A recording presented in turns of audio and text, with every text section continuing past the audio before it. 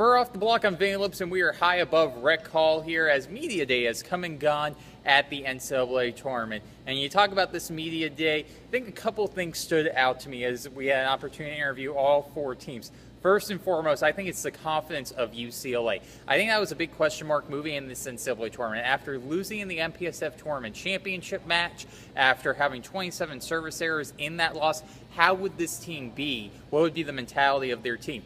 They all seem to be fine. There's no issue with that. They're confident. They're serving. The team has that typical UCLA swagger that you would expect. They're embracing the challenge of trying to end that drought, and that's the good news that you have if you're a UCLA fan. The mentality's right there. I think another surprise for me was just how relaxed BYU was. You know, of all the news conferences, I think that the BYU players were the most jovial there at it, and I think their practice also was still very much business-like, a business-like mentality, but you could get a sense that they were relaxed. And, you know, previous years, especially 2014, necessarily didn't have that feeling with UCLA. This year's group seems to be much more relaxed. You know, the other note as well that I would take away from this day is just the change in the mentality and practices for the teams in the play-in matches. Long Beach State ran a full practice. They had spent all their time doing a little bit of scrimmaging at the end, so made it competitive.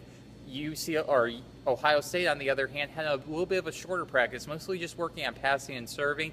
Actually only spent about 30 minutes or had about a 30, 45-minute practice as opposed to the full allotted 75 minutes. So a little bit different mentality for the play-in teams after they had a match on Tuesday, seeing how they would handle this day of practice. All in all, though, you know, when you look at it, a successful media day, I think a great opportunity for the players to tell their story, great opportunity for the media to tell the stories of these teams left. And now all we got to do is play the play-in matches, and those are going to take place on Thursday. And for all your men's volleyball coverage, you're going to want to stay here at offtheblogblog.com.